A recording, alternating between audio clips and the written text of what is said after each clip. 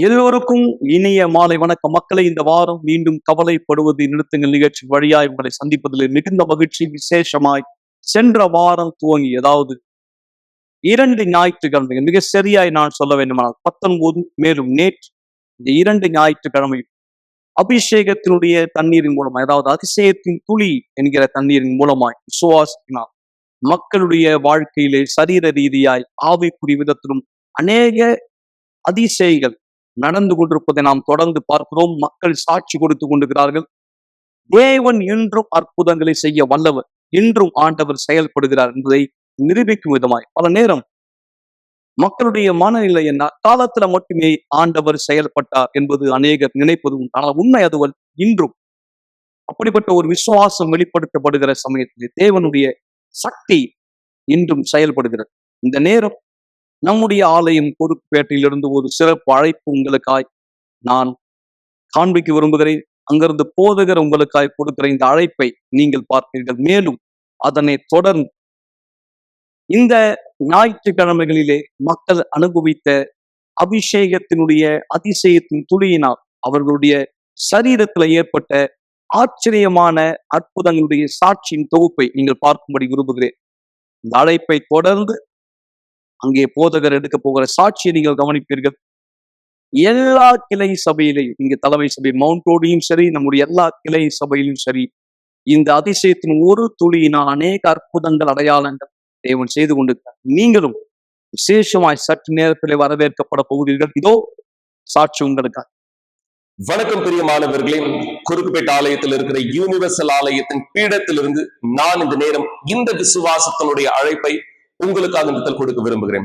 குறிப்பாக இந்த ஞாயிற்றுக்கிழமை காலை 9:30 மணிக்கு நம்முடைய விசுவாசத்தின் சிறப்பான கூட்டத்தில் நீங்களும் உங்களுடைய குடும்பத்தாரும் கலந்து கொள்ளும்படியா இந்த நேரம் நீங்க இந்த கூட்டத்தில் யாரெல்லாம் கலந்து கொள்ளும்படியா வரவேற்கப்படுகிறவராய் நீங்கள் வருகிறீர்களோ, உங்களுடைய தண்ணீர் பாட்டில் ஆனது இந்த கொண்டு வர மறக்காதீங்க.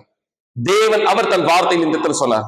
யாத்திராகம் 23:25 நீங்க படிச்சு பார்ப்பீங்கன்னா, நான் உங்கள் அப்பத்தையும் உங்கள் தண்ணீரையும் ஆசீர்வதிப்பேன், வியாதியை உங்கள் மத்தியிலிருந்து விலக்குவேன், மல்லட்டு தன்மை உங்கள் மத்தியிலே இருப்பதில்லை. நீங்க யார் இந்த நேரம் இந்த வீடியோ பார்த்துட்டு இருக்கீங்களோ, எத்தனை பேர் நீங்க வியாதி உள்ளவரா இருக்கீங்க? பல விதமான முயற்சிகள் எடுத்து மருத்துவமனைக்கு சென்றீங்க, சிகிச்சைகள் எடுத்தீங்க, மாத்திரைகள் எடுத்தீங்க. மிக நிச்சயமாய் நாம் சிகிச்சையானது இந்த எடுக்கிறோம் அந்த குணமாக்கலை பார்க்க. ஆனா பலர் நீங்க சிகிச்சைகள் எடுத்தும் மாத்திரைகள் மருந்துகள் எடுத்தும் இன்னும் குணமாக்கப்பட முடியாத ஒருவராக இருப்பீர்களா? அந்த சூழ்நிலை எப்படியானதா இந்த இடத்துல இருக்கும்? ஒரு விசுவாசத்தினுடைய செயல் தேவையானதா இந்த இடத்துல இருக்கிறது. இந்த வார்த்தையிலே தேவன் வாக்களித்ததை நீங்கள் விசுவாசிப்பீர்கள். ஆனால் தேவன் அவர் வல்லமையின் படியாக நீங்கள் இந்த குணமாக்கலை பெற்றுக்கொள்ள விசுவாசத்தோடு வரவேற்கப்படுகிறீர்கள். இங்கு பீடத்தின் மீது நாம் இந்த இடத்தில் ஆசீர்வதித்துக் கொண்டிருக்கிற இந்த ஆசீர்வதிக்கப்பட்ட தண்ணீர் இருந்து துளியானதை நீங்கள் உங்களுடைய பாட்டில் தண்ணீரோடு இந்த இடத்தில் பெற்றுக்கொள்வீர்கள். தேவனுடைய குணமாக்கல் இந்த இடத்தில் வரும்படியாக, தேவனுடைய வல்லமை உங்களுடைய வாழ்க்கையில் உங்களுடைய குடும்பத்தில் வெளிப்படுத்தப்பட முடியாது.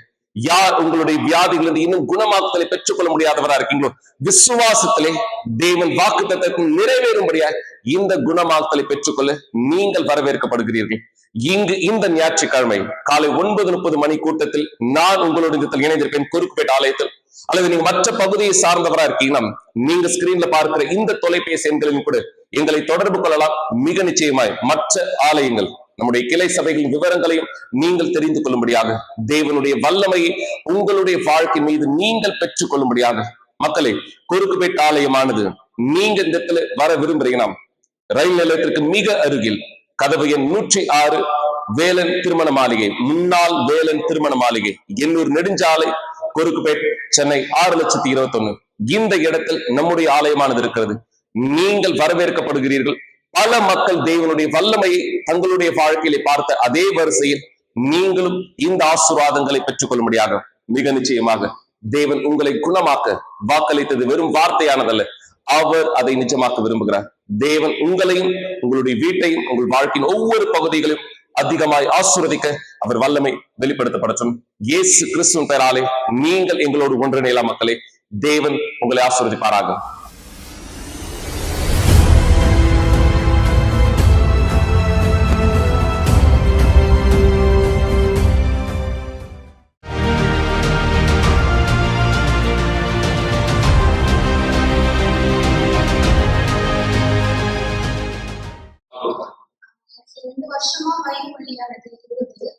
அது வந்து ஸ்கேன் பண்ண சொல்லியிருந்தாங்க. ஸ்கேன் பண்ணும்போது என்ன சொன்னாங்க, 2 சைடு வந்து கிட்னில கல்லு இருக்கு. அந்த கல்லு வந்து நார்மலா வெளியே வராது, ஆபரேஷன் பண்ணி தான் எடுக்கணும். ஏன்னா சைஸ் வந்து உங்களுக்கு பெருசா இருக்கு 2 சைடு அப்படின்னு சொல்லியிருந்தாங்க. நான் வந்து இதை ஏத்துக்கல. நான் ஒரு வாட்டி வரும்போது வாரம் தண்ணியை வந்து டெஸ்ட் பண்ணுவாங்க. அந்த தண்ணியை வந்து நான் என்ன பண்ணி, இதுதான் மருந்தா இருக்கு, நான் இதை குடிக்கும் பொழுது இது தன்னால வெளியில வந்து எந்த டாக்டர் ஆபரேஷன் பண்ணி இதை எடுக்கணும்னு சொன்னாங்களோ அந்த டாக்டர் சொல்றதுக்கு எப்படி இது தன்னால வந்ததுன்னு சொல்லிட்டு அப்படின்னு நான் கேட்கணும்னு நினைச்சேன்.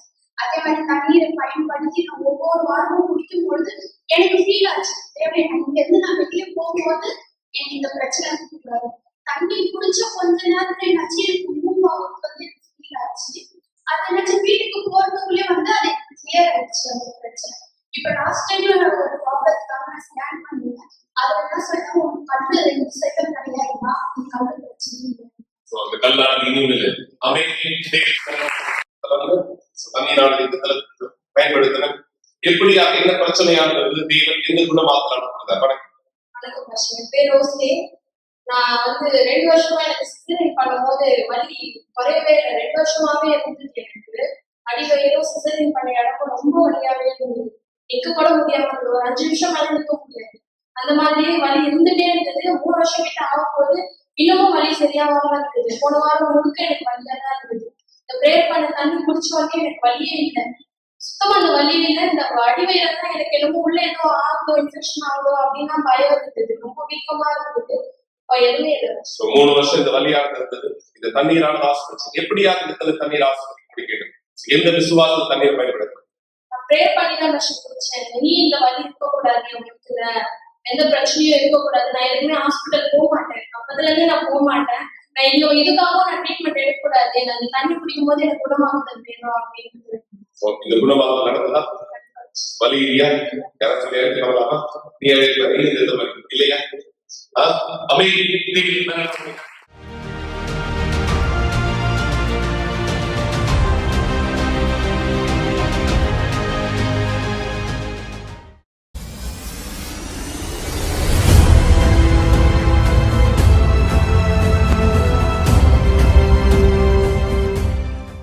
அன்பர்களே, இந்த சிறப்பு அழைப்பை நான் உங்களுக்காய் சற்று நேரத்திலே கொடுப்பதற்கு முன்பாய் பீடம் உங்களுக்காய் தயாரா இருக்கிறது என்பதை உங்களுக்காய் நான் சொல்ல விரும்புகிறேன். காரணம், பீடம் தேவனுடைய கரம்.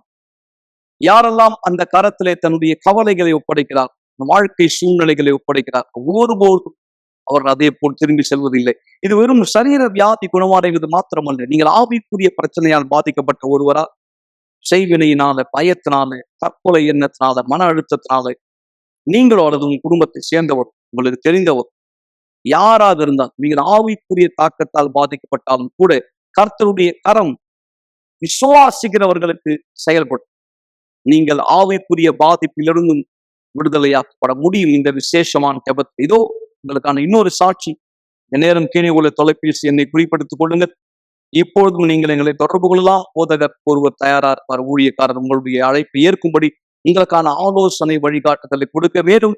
விசுவாசத்தின் ஜபத்தை நீங்கள் பெற்றுக்கொள்ளும்படி இந்த நேரம் இந்த அற்புதமான சாட்சியை கவனிங்க. தொடர்ந்து நாம் நிகழ்ச்சியில் இணைந்திருக்கலாம். நான் யூனிவர்சல் ஆலயத்துக்கு வரதுக்கு முன்னாடி நொறுக்கப்பட்டிருந்தேன், பாதிப்படைஞ்சிருந்தேன், ரொம்ப கவனச்சிதைவடைந்திருந்தேன். எனக்கு வியாதியானது இருந்தது, மன அழுத்தம், பயம், தற்கொலை எண்ணம், தூக்கம் வராத பிரச்சனை, தைராய்டு வியாதியானது இருந்தது. இந்த மாதிரி நிறைய பிரச்சனை இருந்தது. மேலும் என் குடும்பத்தில் எப்பொழுதும் பிரச்சனையானது இருக்கும். சண்டை சச்சரவு எப்போதுமே எங்கள் வீட்டில் பிரச்சனையானது இருக்கும். எனக்கு ஆவிக்குரிய விதத்துலையும் பிரச்சனையானது இருந்தது. என் வீட்டு மேலே யாரோ நடக்கிற மாதிரி இருக்கும், நான் நிழல்களை பார்க்குற மாதிரி இருக்கும், யாரோ கதவை தட்டுற மாதிரியானது எனக்கு உணர்வெல்லாம் ஏற்படும். இது எனக்கு ரொம்ப அதிகமான பயத்தை உருவாக்கக்கூடியதாக இருந்தது. மேலும் எனக்கு தற்கொலை எண்ணமானது இருந்தது. நான் நிறைய தடவை தற்கொலைக்கு முயற்சி பண்ணியிருக்கேன். வலி நிவாரணி நான் மருத்துவரிடத்துலேருந்து பெற்றிருக்கேன். அந்த வலி நிவாரணியை சாப்பிட்றது மூலமாக ரத்த வாந்தி எடுத்திருக்கேன். நிறைய தடவை நதி பக்கமாக என்னுடைய பிள்ளைகளை கூட்டிட்டு நான் நதியில் குதிக்கணும்னு சொல்லி போயிருக்கேன். ஆனாலும் எனக்குள்ள ஒரு சத்தம் கேட்கும், நீ மறிக்காமல் உன் பிள்ளைங்க மட்டும் மறிச்சாங்களா என்ன பண்ணுவ? அதனால் எனக்குள்ள ஒரு ஆவிக்குரிய போராட்டம் நடந்துக்கிட்டே இருக்கும். நான் முற்றிலுமாக அழிக்கப்பட்டிருந்தேன். எனக்கு வாழவே பிடிக்கல, எனக்கு இந்த உலகத்தில் இருக்கவே பிடிக்கல, நான் மறிக்கணும்னு நினச்சேன். அதனால நான் தனிமைப்படுத்திப்பேன், என்னை நான் எப்போதும் தனியாகவே வச்சுப்பேன். அதனால் நான் நிறைய தூக்க மாத்திரை சாப்பிடுவேன். நிறைய தூக்க மாத்திரை சாப்பிட்றதன் மூலமாக நான் தூங்க முடியும்னு நினச்சேன். மேலும் நான் குடிப்பழக்கத்துக்கு அடிமையான நிறைய குடிக்க ஆரம்பித்தேன். நான் நிறைய செய்வினை எடுக்கிற இடத்துக்கு போயிருக்கேன். எனக்கு ஏதாவது ஒன்று பதில் கொடுக்கும் அப்படின்னு நினச்சேன். ஆனால் எனக்கு எதுவுமே பதில் கொடுக்கல. இன்டர்நெட்டில் ஏதாவது வெப்சைட்டில் எனக்கு ஏதாவது ஒரு விதத்தில் உதவி கிடைக்கும்னு நினச்சேன். ஆனால் எனக்கு எதுவுமே உதவி கிடைக்கல. என் வாழ்க்கை அதே மாதிரி தான் அழிக்கப்பட்டதாகவே இருந்தது. அதன் பிற்பாடு என்னுடைய சொந்தக்கார நபர் ஒருத்தர், நீ ஏன் இந்த ஆலயத்துக்கு போய் பார்க்கக்கூடாது, அங்கே இருக்கிற பாஸ்டரை பார்த்து பேசு, உனக்கு நான் ஃபோன் நம்பர் தரேன், நீ அவங்கக்கிட்ட பேசுன்னு சொல்லியிருந்தார். நான் அதன் பிற்பாடு ஆலயத்துக்கு போனேன், பாஸ்டரை பார்த்து பேசினேன். எனக்கு கொஞ்சம் நடுக்கமாக தான் இருந்தது. நான் போயிருந்தேன். அங்கே அப்போ பாஸ்டர் சொன்னார், நீங்கள் ஒன்றும் செய்ய தேவையில்லை, நீங்கள் ஆலயத்திற்கு கூட்டத்துக்கு வாங்க, நீங்கள் என்ன கேட்குறீங்களோ அதன்படி செய்யுங்க. நான் அந்த மாதிரி தான் கவுன்சிலிங்காக 3 மாதம் தொடர்ந்து போயிட்டு இருந்தேன். ஆனால் நான் அந்த 3 மாதத்தில் மாபெரும் மாற்றங்களை எனக்குள்ளாக பார்க்க ஆரம்பித்தேன். ஏன்னா நான் கோவப்படும் பொழுது நான் தான் குடிச்சிட்டு சாவியை தூக்கி போடுறது, பொருளை தூக்கி போடுறது, கத்துறது, அடிக்கிறதுன்னு நான் தான் ரொம்ப அதிகமான பிரச்சனைகளை பண்ணுவேன். ஆனால் நான் ஆலயத்தில் கற்றுக்கிட்ட இந்த கவுன்சிலிங் மூலமாக நான் எவ்வளோ மாறி இருக்கேன், எனக்குள்ளே எவ்வளோ மாற்றம் ஏற்பட்டிருக்குன்னு என்னால் உணர முடியுது, பார்க்க முடியுது. பரிசுத்த ஆவியானவர் அபிஷேகம் பெற்ற பிற்பாடு நான் ரொம்ப பலனாக சந்தோஷமாக இருக்கேன். நான் உண்மையாக இருக்கேன். எனக்குள்ள சமாதானமானது இருக்குது. தேவன் இடத்துலேருந்து வர உள் பலனானது எனக்குள்ளாக இருக்குது. நான் எதையாவது சந்திக்கும் போது நான் பயப்படுறதில்ல. நான் அந்த சவாலை எதிர்த்து போய் அதை சந்திக்கிறேன். தேவனோடு கூட என்னால் எல்லாவற்றையும் செய்ய முடியுங்கிற உறுதியானது எனக்குள்ளாக இருக்குது.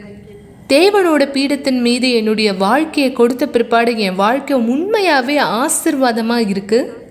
இனிமேலும் நான் பழைய கிரேஸாக இல்லை. எனக்குள்ளாக இருந்த வியாதி, மருந்து, மாத்திரைகள், இந்த வாழ்க்கை எதுவுமே இனி என்கிட்ட இல்லை. இந்த மன அழுத்தம் இனி என்கிட்ட இல்லை. நான் குடிப்பழக்கத்துலேருந்து முற்றிலுமாக விடுதலையாக இருக்கேன். தூக்கம் வராத பிரச்சனையிலேருந்து விடுதலையாக இருக்கேன். இந்த குடிப்பழக்கத்துலேருந்து விடுதலையாக இருக்கேன். எனக்குள்ளாக தேவனுடைய சமாதானமானது இருக்குது. ரொம்ப சந்தோஷமாக இருக்கேன். எனக்குள்ள தேவனுடைய அன்பானது இருக்குது. எனக்குள்ள அமைதியானது இருக்குது. இனிமேலும் அந்த தற்கொலை எண்ணம், மன அழுத்தம், ஸ்ட்ரெஸ் எதுவுமே எனக்கு கிடையாது. நான் ரொம்ப சந்தோஷமாக இருக்கேன்.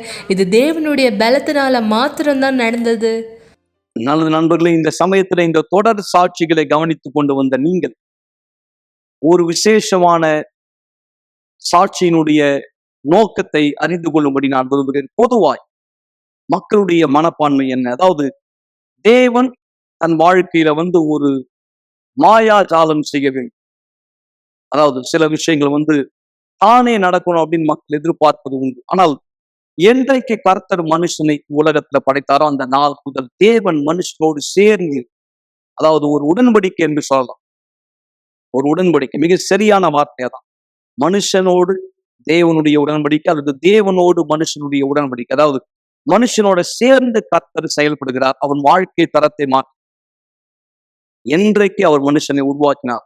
எனவேதான் வசனம் சொல்லுகிறது, ஆதாமை அவர் ஏதேன் கொண்டு வந்தார், பண்படுத்தவும் காக்கவும் அங்கே அவனை வைத்தார்.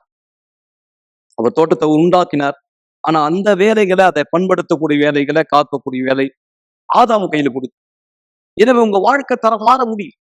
நீங்க எந்த நிலைமையை சேர்ந்தவரா அந்த வாழ்க்கை தரம் மாற முடியும். ஆனால் நீங்க தேவனோடு சேர்ந்து செயல்படும் போது, தேவனுடைய வார்த்தையின் அடிப்படை, இந்த விசுவாசம் தான் புத்தி உள்ள விசுவாசம். அப்படி தேவன் வார்த்தை ஒருத்தர் சோதிக்கும் போது, அதாவது எப்படிப்பட்ட விதத்துல செயல்படுத்தும் போது அதிசய ஆச்சரியமான இதோ இந்த சவாலான விசுவாசத்தின் சாட்சி கடன் தொல்லையால், தரித்திரமான வாழ்க்கையினால், வேலையின்மையால் பாதிக்கப்பட்ட ஒருவராய், திருப்தி இல்லாத ஒரு வருமானம், திருப்தி இல்லாத ஒரு வேலையால் கஷ்டப்படுகிறீர்களா? இந்த சாட்சி கூர்ந்து கவனிங்கள். நீங்களும் தேவனோடு உடன்படிக்கை செய்யும் போது உங்கள் வாழ்க்கை சூழ்நிலை கண்டிப்பாய் மாற முடியும். மக்கள், என் பேர் பவுல். எனக்கு ஏஜ் 46. என்னோட வாழ்க்கையில் ரொம்ப கஷ்டத்தில் இருந்தேன். என்னை சுற்றி இருந்து எல்லாருமே பணத்துக்காக வசதியாக இருந்தாங்க. ஆனால் நான் வேலை செஞ்சு கொண்டே இருந்தேன். எப்பவுமே அவங்க மேனேஜர் கீழே தான் நான் வேலை செஞ்சேன். என்னோடய சம்பளம் ரொம்ப குறைவாக இருந்தது. எல்லாருமே கார் வச்சுருக்காங்க, பைக் வச்சுருக்காங்க. என்னால் பைக்கே கிடையாது. என்னடா யோசனை பண்ணியிருந்தேன். அப்போது எனக்கு ஒரே கஷ்டமாக இருந்தது. மன அழுத்தம் இருந்தது, மன கஷ்டம் இருந்தது. என்ன பண்ணுறது என்னால் முடியல. அப்போ நான் உட்காந்து யோசனை பண்ணால் எத்தனோ ஆலயங்களுக்கு போனேன், எங்கெல்லாம் வந்தால் என்னால் முடியல. இதோடு விட்டுது. நான் அமைதியாக உட்காந்தேன். எனக்கு ஏறக்குறைய ஒரு 92லேருந்து நான் வேலை செஞ்சுன்னு இருக்கேன். ஏறக்குறைய ஒரு 15 வருஷமாக நான் கஷ்டப்பட்டுன்னு இருக்கேன். இதை நான் வந்து பணம் சம்பாதிப்பேன், அப்புறமா பணம் ஒரு 20ஆம் தேதி ஆனால் எனக்கு பாக்கெட்டில் பணம் இருக்காது. ரொம்ப கஷ்டப்பட்டேன். நான் என் நண்பன் மூலிமா கண்டறிந்தேன். நான் ஆலயத்துக்கு வந்தேன். எனக்கு கொஞ்சம் உள்ளே வரும்போது வித்தியாசம் இருந்தது. அதுக்கு மறுபடியும் இன்னொரு வெள்ளிக்கு வரும்போது எனக்கு இன்னும் வித்தியாசம் தெரிஞ்சது. அப்போ இவங்ககிட்ட ஏதோ வித்தியாசம் இருக்குது, நம்ம கற்றுக்கணும்னு ஆசைப்பட்டேன். ஆனால் கற்றுக்கினேன். என் வாழ்க்கையில் என் பொருளாதாரம் அழிக்கப்பட்டு தான் இருந்தது. இப்போ நான் நல்லா இருக்கிறேன். என் பொருளாதாரத்துக்கு எப்படி போகணுன்னு எனக்கு கற்று தந்தாங்க. அதே போல் என் வாழ்க்கை இப்போ இருந்தது. அப்படியே என் வாழ்க்கை மாறணுன்னு இப்போ இங்கே இந்த கற்றுக்கின்ற ஒரே விஷயம், உண்மைத்தன்மை இங்கே இருக்குது. நான் கற்றுக்கினேன். எத்தனை ஆலைகள் போகிறேன், உண்மைத்தன்மை இங்கே இருக்குது. அப்போ இவங்க கொடுக்குறது எல்லாமே உண்மைத்தன்மையான விஷயம். தேவனுக்கு நீ இப்படி இருங்க, இப்படி வித்தியாசமாக செய்யுங்க, இப்படி உண்மைத்தன்மை இருங்க, உங்களோட வாழ்க்கையில் வித்தியாசம் ஏற்படுனாங்க. அவங்க உண்மைத்தன்மை என்ன கற்றுக்கிட்டாங்க, தேவனுக்கு நீர் எப்படி இருக்க வேண்டும், தேவன் இடத்துல தசம்பாகை பற்றி அவங்க சொன்னாங்க. அப்போ தேவனுக்கு நான் தசம்பாக கொடுக்கும்போது நான் வித்தியாசம் உணர்ந்தேன். ஃபஸ்ட்டு அவங்க தியாகத்தை கொடுத்தாங்க. என்னென்ன தசம்பாகம் 3 மாதம் உங்களுக்கு சவால் வச்சாங்க. எனக்கு உங்களுக்கு சவால் தேவன் கொடுத்த அந்த சவாலை நீங்கள் ஜெயிக்கிறதுக்கு இதுதான் காரணம் அப்படின்னா. அப்போ 3 மாதம் நான் என்ன பண்ணேன், என்னோட சம்பளத்திலேருந்து 10% சரியாக முதல் 10% எனக்கு சொன்னாங்க. முதல் 10% அது என்ன வித்தியாசமாக இருக்குது அப்படின்னு. அப்போது வேதத்தின்படி நான் மல்கியா விஷயத்த சொன்னாங்க. மல்கியா படிக்கும்போது அந்த புரிஞ்சுக்கொண்டேன். அப்போ இவங்க சொன்னது உண்மைதான், அந்த வேதத்தில் இருக்க ஒரு விஷயம் உண்மைன்னு சொல்லிட்டு அதே போல் என் வாழ்க்கைப்படி நான் 10% சரியாக நான் செஞ்சேன். அந்த 10% 3 மாதத்தில் எனக்கு வித்தியாசம் தெரிஞ்சுது. நான் தேவனுக்கு கரெக்டாக அந்த தசம்பாகம் கொடுக்கும்போது எனக்குள்ளே முதலாவது நான் ஒரு சந்தோஷம் உணர்னேன்.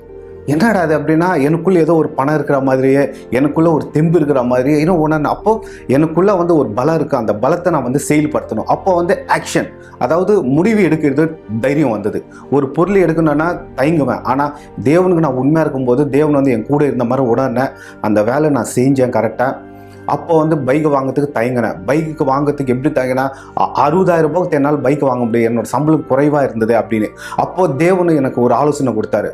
சில விஷயங்கள் நீங்கள் இப்படி பண்ணனா இப்படி இருக்கும். ஆனால் எத்தனோ வாட்டி நான் பைக் வாங்கணும்னு ட்ரை பண்ணேன், என்னால் முடியல. ஆனால் தேவனுக்கு உண்மையாக இருக்கும்போது யோசனை கொடுத்தாரு எனக்கு. இந்த மாதிரி நீங்கள் யோசனை பண்ணும்போது எனக்கு நடக்கும் அப்படின்னு நான் உணர்னேன்.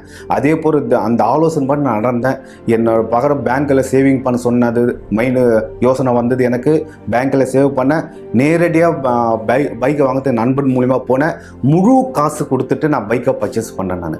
நான் வந்து என் வாழ்க்கையில் இப்படி மாறும்போது நான் பைக்கு மட்டும் நான் வாங்கக்கூடாது, நான் கார் வாங்கணும், ஒரு கம்பெனிக்கு ஒரு மேனேஜராக நான் இருக்கணும் நான் பண்ணேன். தேவன் மேலே நான் விசுவாசம் வைத்தேன். அந்த விசுவாசம் பகரனை எனக்கு வாழ்க்கை அடுத்த ஸ்டெப்பு நகர்த்த வேண்டிய யோசனை வந்தது. திங்கட்கிழமை மீட்டிங்கில் நான் கலந்துக்கும் போது அவங்க வியாபாரத்தினியான ஆலோசனை எனக்கு கொடுத்தாங்க. அந்த ஆலோசனை படி நான் செய்யும்போது எனக்கு என்ன வித்தியாசம் தெரிஞ்சதுன்னா, நான் எப்போ அந்த கம்பெனிக்கு மேனேஜர் ஆக வேண்டும் நினச்சினோ அதே மாதிரி நான் மேனேஜர் ஆகிட்டேன். அந்த கம்பெனி கார் கொடுத்தது. இன்னொரு விஷயம் என்னென்னா, என் வாழ்க்கையில் செய்ய வேண்டியது என்னென்னா, தேவனை முதலாவது நம்ம நம்பணும். அதே மாதிரி தேவனுடைய ஊழியக்காரர்கள் என்ன சொல்கிறார்களோ நம்ம அது சரியாக நம்ம செய்யணும். நம்ம ஊழியக்காரர் சொல்கிற பேச்சு கேட்காம நம்ம சில விஷயங்கள் மாற்றி செய்யும்போது நம்மளோட வாழ்க்கையில் கஷ்டமாக இருக்குது. ஏன்னா அந்த தவறை நானும் பண்ணியிருக்கேன், எனக்கு கஷ்டம் வந்தது. அப்போது இந்த ஆலயத்தில் இருக்கிற பகாரம் சொன்னபடி நம்ம செய்யும்போது நம்மளுக்கு எல்லாம் உண்மையான நடக்கும் என்று நான் நம்பினேன். அதே போல் பாஸ்டருங்க சொன்னாங்க, அதே போல் நான் செஞ்சேன். என் பொருளாதார வாழ்க்கைக்கு ஆலோசனை கொடுத்தாங்க, அதே மாதிரி நான் செஞ்சேன். என் வாழ்க்கை வித்தியாசம் ஏற்பட்டது. இதை தான் தேவனை முதலாவது நம்ம நம்பணும். பிறகு அவங்க ஆலோசனை படி, ஏன்னா தேவன் இவங்களுக்குள்ளே இருக்கா நான் நம்பினேன். எத்தனோ ஆலயத்தில் போயிருக்கேன், ஆனால் இந்த ஆலயத்தில் தேவன் இவங்களுக்குள்ளே இருக்காங்க நான் வித்தியாசம் உணர்னேன். அதே போல் என் வாழ்க்கையில் வித்தியாசம் வந்தது. என் பொருளாதார வளர்ச்சி அடைந்தேன். என்னடா படிக்க தெரியாத ஒருத்தன் வந்து இப்போ வந்து ஒரு காரில் போகிறான்னா ஹாப்பி, ரொம்ப சந்தோஷமாக இருக்குது எனக்கு. இதுக்கெல்லாம் காரணம் வந்து தேவன் தான். ஏன்னா 30 வருஷமாக நான் வந்து இருந்திருக்கேன், வளர்ந்துருக்கேன். ஆனால் இதுவரையில் எனக்கு என் வாழ்க்கையில் இது நடக்கலை. ஆனால் இந்த எப்போ தேவன் பற்றி உண்மையாக நம்ம தெரிஞ்சுக்கும் போதோ அப்போ நம்ம வாழ்க்கையில் வித்தியாசங்கள் ஏற்படும், நம்மளை வெற்றி அடையும். நமக்கு பின்னாடி தேவன் இருக்கார்ல, நம்மளுக்கு முன்னாடியே தேவன் இருக்க நான் உணர்னேன். இப்போது என் கூட தேவன் இருக்கார். ஆனால் எனக்குள்ளே தேவனை வரத்துக்கு நான் முயற்சி எடுத்திருக்கேன். எனக்குள்ளே வந்துட்டாருன்னா எனக்கு எல்லாமே உலகம் வந்து சின்னது. இதுதான் என்னோடய வாழ்க்கையில் சந்தோஷம். உலகம் வந்து நான் ஒரு 10 வருஷத்துக்கு முன்னே உலகம் ரொம்ப பெருசாக வந்தது. எப்போ ஆலயத்து தேவனை பற்றி நான் புரிஞ்சுக்கணும், அப்போ ஆலயம் எனக்கு ரொம்ப ஆலயம் பெருசாகிடுச்சு, உலகம் வந்து ரொம்ப சின்னதாகிடுச்சு. எனக்கு ரொம்ப சந்தோஷமாக இருக்கேன். என் வாழ்க்கையில் தேவன் என் கூட இருந்துனே இருக்காரு. எவ்வளோ பிரச்சனை வந்தாலும், ஆஃபீஸில் பிரச்சனை வரும், எனக்கு விரோதமாக நடக்கும், ஆனால் இதுவரையில் யாருமே என்னை அசைச்சதில்லை. ஏன்னா என் கூட தேவன் இருக்காரு. காலையில் ஏந்துதான் நான் ஏந்துதான் உடனே நான் ஜெபம் பண்ணுவேன். ஆஃபீஸுக்கு போகிறதுக்கு முன்னாடி பைபிள் எடுத்து படிச்சுட்டு அதை முட்டி போட்டு ஜெபம் பண்ணிவிட்டு கிளம்பி போவேன். அதே மாதிரி பாஸ்டருங்க சொன்னாங்க, அவங்க சொன்னதை நம்ம ஏன் ஃபாலோ பண்ணக்கூடாது அப்படின்னு. அதே நான் யூனிவர்சல் யூடியூப் எல்லாமே நான் பார்ப்பேன். ஒரு பிஷப் கொடுக்குற மெசேஜை நான் பார்த்துருக்கேன். அவர் தமிழ் டிரான்ஸ்லேஷன் இருக்கும், அதை நான் கேட்பேன். அவங்க வந்து எவ்வளோ ஸ்ட்ராங்காக இருக்காங்களோ, நான் நம்மளால் ஸ்ட்ராங்காக இருக்க முடியும். அப்போ நம்ம இதயம் வந்து ஸ்ட்ராங்காக இருக்கணும். அப்போ அந்த வசனங்களை கேட்க கேட்க கேட்க எனக்குள்ள ஒரு ஆவி வந்திருக்கு. உண்மையான தேவன் இங்கே இருக்காரு நான் நம்புகிறேன். எப்படி என் வாழ்க்கை மாறினதோ உங்களோட வாழ்க்கையும் மாறும். எப்போ தேவனை நீங்கள் நம்புறீங்களோ அப்போ தான். எப்போ இந்த ஆலயத்துக்கு வந்து நீங்கள் போதகளை சொல்ல பேச்சு நீங்கள் கேட்கும் போது உங்கள் வாழ்க்கையில் வித்தியாசம் இருக்கும். என் வாழ்க்கையில் எப்படி வெற்றி அடைஞ்சு அதே மாதிரி உங்கள் வாழ்க்கையில் வெற்றி அடையும். இது நான் நம்பினேன், நீங்களும் நம்புங்க. தேவன் உங்களோட இருப்பார். இதுதான் விசுவாசம். கண்டிப்பா நீங்கள் யாரா இருந்தாலும் சரி, இதே வார்த்தை தான் உங்களுக்கு நாங்கள் கொடுக்கிறோம். எப்படி நான் தேவன் வார்த்தை என் வாழ்க்கை நடைமுறைப்படுத்த முடியும், எப்படி இந்த வார்த்தையை நான் சோதித்து பலன் பார்ப்போம். ஞாயிற்றுக்கிழமை எங்களோடு இணையுங்கள். ஜூன் 2ஆம் தேதி மிக விசேஷமாய். அதற்கு முன்பாய் இந்த சாட்சி நான் உங்களுக்கு முன்வைக்க விரும்புகிறேன். இதனை தொடர்ந்து நாம் துதிக்க போகிறோம். இந்த ஜெபத்துக்கு முன்பாய் இந்த சாட்சி நீங்கள் பார்க்க முடியும். இன்னொரு அற்புதமான சாட்சி, ஆவிக்குரிய விடுதலையினுடைய சாட்சி. நண்பர்களே, உங்கள் தண்ணீரை ஆயத்தப்படுத்திக் கொள்ளுங்கள். மீண்டும் நினைவுபடுத்துகிறேன், நீங்கள் தேவன் வார்த்தையை சோதிக்க, தேவன் வார்த்தையினுடைய சக்தியை அனுபவிக்க விரும்பினால் இந்த ஞாயிற்றுக்கிழமை காலை 9:30 மணி நீங்கள் எங்களுடைய சிறப்பு விருந்துங்க.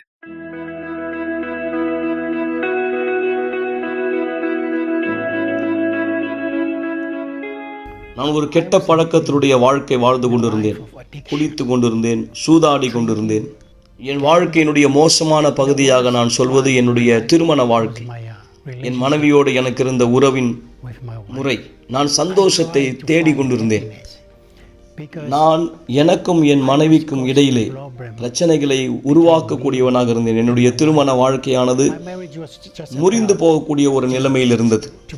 ஆபாச படங்களிலே மூழ்கி போன ஒருவனாக நான் இருந்தேன். அதனால்தான் எனக்கும் என் மனைவிக்கும் இடையேயான எங்கள் உறவு சரியில்லாமல் இருந்தது. வெளிப்புறத்திலே வாயினால் என் மனைவியை நான் நேசிப்பதாக சொன்னேன். நான் உள்ளத்தினுடைய அடி ஆழத்திலே உண்மையில் என் மனைவியை நான் நேசிக்கவில்லை. நான் என்னுடைய மனைவிக்கு துரோகம் செய்தேன். உண்மையில் நான் என் மனைவிக்கு துரோகம் செய்தேன்.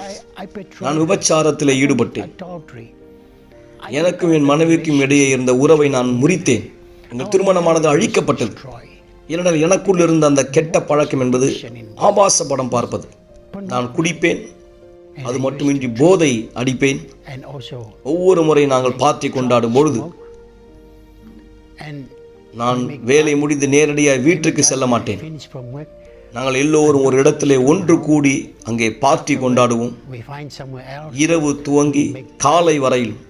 பிற்பாடு அப்படியே நான் சாதாரணமாக வீட்டுக்கு செல்வேன். நான் மிக அதிகமாக குடித்து கொண்டிருந்தேன். ஒரு வாரத்தில் நான் 15,000க்கு குடிப்பேன். சில நேரத்தில் 22,000க்கு நான் குடிப்பேன். ஒரு வாரத்தில் தொடர்ந்து குடித்து கொண்டே இருக்க நான் பெரும் ஆசை உள்ளவனாக இருந்தேன். எனவேதான் என் கெட்ட பழக்கமானது வளர்ந்தது. அது நிறுத்தப்பட முடியாதிருந்தது. என் மனைவியின் இடத்திலே கேட்கும்போது நான் சொல்வேன், பணம் இல்லை. பிற்பாடு இருவருக்கும் வாக்குவாதம் உண்டாகும். அந்த அளவு கெட்ட பழக்கமானது என்னை தவறான வழியில் நடத்தியது. நான் என் மனைவியோடு இருக்க விரும்பவில்லை. என் மனைவியை விட்டு நான் செல்ல வேண்டும் என்று விரும்பினேன். என்னுடைய மனதானது மிகவும் ஈர்ப்பாக இருந்தது மற்ற நண்பர்களுக்கு. ஒரு நாள் என் மனைவியை நான் தவிர்த்து விட்டேன். அதாவது மனைவியிடமிருந்து என்னை மறைத்து கொண்டேன். அதுதான் என் மிகப்பெரிய பிரச்சனையாக இருந்தது. என் நண்பர்களுக்கு தெரியும், நான் கோபமாக இருக்கும்போது ஒருவர் என் பக்கத்தில் வரமாட்டார்கள். யாருமே. அதுவும் நான் குடித்திருந்தால் ஒருவர் என் பக்கத்தில் வரமாட்டார்கள். அவர்களுக்கு என்னை பற்றி தெரியும். நான் அப்படி குடித்திருக்கும் போது யாருமே என் கிட்ட வரமாட்டார்கள். நான் என் மனைவியை மிக பயங்கரமாய் அடிப்பேன். அதான் என் இன்னொரு பிரச்சனையாக இருந்தது. என் நண்பர்கள் கூட நான் குடித்து கொண்டிருந்தால் என் பக்கத்தில் வரமாட்டார்கள். நான் எல்லோரையும் அடிப்பேன், பயங்கரமாய் அடிப்பேன். அவர்கள் என்னை விட்டு ஓடும் அளவிற்கு. என்னால் கட்டுப்படுத்த முடியவில்லை இந்த செயலை. என்னால் முடியவில்லை. ஏறத்தாழ என் திருமணத்தை இழக்கிற நிலைமைக்கு அது போய்விட்டது. அந்த நாட்களில் நான் சிகிச்சைக்கு வந்தபோது கெட்ட பழக்கம் ஆவிக்குரியது என்று நான் கற்றுக்கொண்டேன். மேலும் இது அசுத்த ஆவி என்பதை நான் அங்கே கற்றுக்கொண்டேன். அது என் உணர்ச்சிகளை கட்டுப்படுத்தி என்னை உணர்ச்சி வசப்படுகிறவனாய் மாற்றிக் கொண்டிருந்தது என்று நான் தியாகம் செய்தேன். எல்லாவற்றை நான் தியாகம் செய்தேன். சிகிச்சையானது என்னுடைய ஆரோக்கியத்துக்காக, என்னுடைய வாழ்க்கைக்காக செய்யப்பட்டது. என் சரீரத்துக்காக, என் வாழ்க்கைக்காக. நான் கெட்ட பழக்கத்திலிருந்து விடுதலையானேன். கெட்ட பழக்கம் என்னை விட்டு சென்றது. நான் அந்த கெட்ட பழக்கங்கள் எல்லாவற்றிலிருந்து விடுபட்டேன். நான் இனிமேலும் குடிப்பதில்லை. இனிமேல் நான் கோபப்படுவதில்லை. என் பண வாழ்க்கை வளர்ந்து கொண்டிருக்கிறது. நாங்கள் எல்லா கட்டணங்களை செலுத்துகிறோம், பணத்தை பயன்படுத்துகிறோம். எங்கள் பண வாழ்க்கை ஆசீர்வதிக்கப்பட்டிருக்கிறது. அந்த கெட்ட பழக்கங்களுக்காக இனியும் நான் பயப்படவில்லை. எனக்குள்ளாக ஒரு புது எண்ணம் உருவாகி இருக்கிறது. ஒரு புது வாழ்க்கை. எனக்கும் என் குடும்பத்திற்கும் என் பிள்ளைகளுக்கும் மத்தியிலே ஒரு புதிய உறவு. நான் விடுதலையா இருக்கிறேன். இந்த எல்லா கெட்ட பழக்கங்களிலிருந்து நான் விடுதலை பெற்று விட்டேன். இனிமேலும் குடி இல்லை, இனிமேலும் ஆல்கஹால் இல்லை, இனிமேலும் கோபம் இல்லை. நான் இப்போது விடுதலையா இருக்கிறேன். நான் இப்போது ஒரு புது நபரா இருக்கிறேன். நான் விடுதலையா இருக்கிறேன். அவர் என்னை விடுதலையாக்கினார். ஒரு கிளாஸ் தண்ணீரை ஆயத்தப்படுத்திக் கொள்ளுங்கள் அல்லது தொலைக்காட்சிக்கு அருகாமையிலே வாருங்கள். இந்த நேரம் உங்களுக்கான ஒரு சிறப்பு ஜெபத்தை நாம் செய்ய போகிறோம். சர்வ வல்லவரே, ஆண்டவராக இயேசுவின் நாமத்தினாலே நான் ஜெபிக்கிறேன். இத்தனை சாட்சிகளும் இன்றைக்கும் நீர் எங்கள் மத்தியிலே செயல்படுகிறீர் என்பதனுடைய ஆதாரம். தரித்திரமான வாழ்க்கை, வேலையின்மை, நெருக்கடியான ஒரு பண நிலை, போராட்டமான ஒரு சூழலை இந்த நபர் யார் சந்தித்துக் கொண்டிருக்கிறாரோ, தண்ணீரை இவர் கையிலே பிடித்திருக்கிறார். தேவன் சற்று முன்பு மக்கள் வாழ்க்கையில் வெளிப்பட்ட அதே வல்லமை இந்த தண்ணீரின் மூலம் இதை பருக போகிற ஒவ்வொருத்தருக்கும் விளங்க செய்யும். அவர்களுக்குள் இருக்கிற எல்லா விதமான தோல்விகரமான எண்ணங்கள் மறையும். மூடப்பட்ட கதவுகள் திறக்கப்படட்டும், வழிகள் திறக்கப்படட்டும். ஆரோக்கியம் இந்த தண்ணீரின் மூலமாய் இந்த சரீரத்துக்குள் வருவதாய் ஆண்டவரே, இந்த முதல் நிகழ்ச்சியிலே, இந்த வாரம், இந்த ஜபத்திலே என்னோடு இணைந்திருக்கிற ஒவ்வொருவரையும் ஆசீர்வதிக்கிறேன். தண்ணீரை பருகுதலின் மூலமாய் வல்லமை அவர்களுக்குள் செயல்படும்படி கேட்கிறேன். இவர்களின் சாட்சியை நிறுத்தும் தேவன் ஆண்டவராக இயேசுவின் பெயரால் ஆமென். ஆசீர்வாதமான தண்ணீரை பருகுங்கள் நம்பர்களே. உங்களுக்கும் ஒரு அதிசயம் உண்டு, விசுவாசி. இந்த அழைப்போடு நான் இந்த நிகழ்ச்சியை முடிக்க விரும்புகிறேன். ஞாயிற்றுக்கிழமை எங்களோடு இணையுங்கள். மேலும் விவரங்களுக்கோ விளக்கங்களுக்கோ எங்களை தொடர்பு கொள்ள மறக்க வேண்டாம். நாளை இரவு மீண்டும் உங்களை சந்திக்கும் வரை தேவன் அனைவரை ஆசீர்வதிப்பாராக.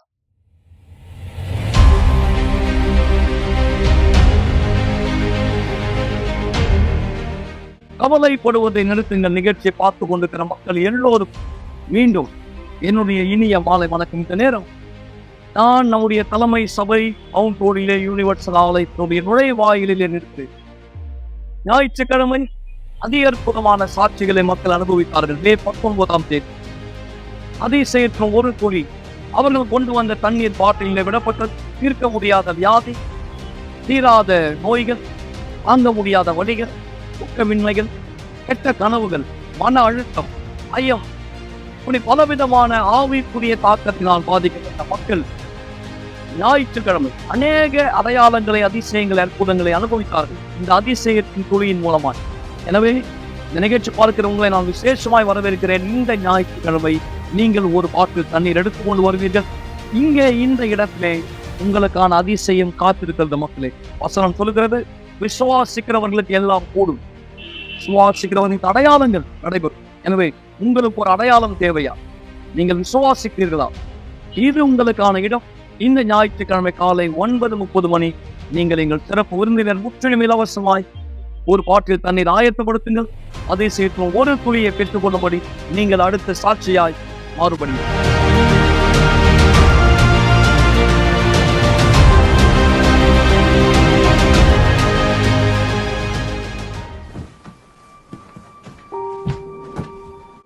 ஒரு நாள் நீங்க கடைசியா இந்த உலகத்துல எழுந்துப்பீங்க. அந்த நாள் கடைசியான நாளா இருக்கும்.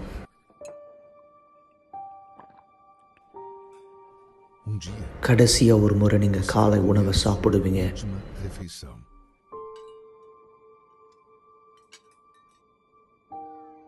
ஒரு நாள் உங்க குடும்பத்தினுடைய முகத்தை கடைசியா நீங்க பார்ப்பீங்க.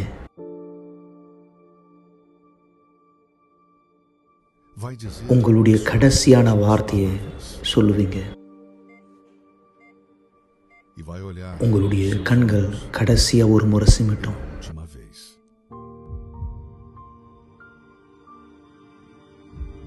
உங்க இருதய துடிப்பு கடைசியா ஒரு முறை துடிக்கும்.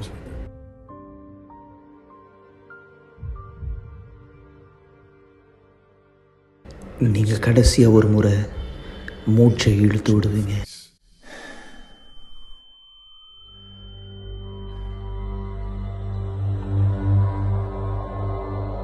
அந்த நேரம் உங்களுடைய ஆவிக்குரிய கண்களை திறக்கப்படும்.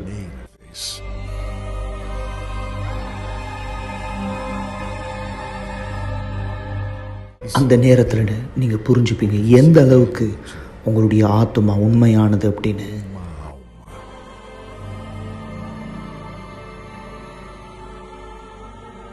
அந்த நாள் இந்த பூமியில நடந்தது எல்லாமே உங்களுடைய ஆத்மாவை காப்பாற்ற மட்டும் நீங்க புரிஞ்சுப்பீங்க. கடைசியா ஒரு முறை நீங்க அதை பார்க்குற நேரம் உங்க ஆத்மாவை வந்து கொண்டு போறது யாரு? அந்த நேரம் நீங்க யார்கிட்ட உங்க நேரத்தை கொடுத்தீங்களோ, யார்கிட்ட உங்க நாளை கொடுத்தீங்களோ, யார்கிட்ட உங்க விருப்பத்தை செஞ்சீங்களோ, யாரை நீங்க வணங்குனீங்களோ, இந்த வாழ்க்கையில இது உங்களை பதட்டப்படுத்துதா இல்லை இது உங்களை உறுதிப்படுத்துதா? உங்க கடைசி நாள் இந்த பூமியில உங்களுடைய முதல் நாள் அமைய போது பரலோகத்துல தேவனோடு சந்தோஷமா அல்லது நித்திய கால மரணம் நரகத்துல?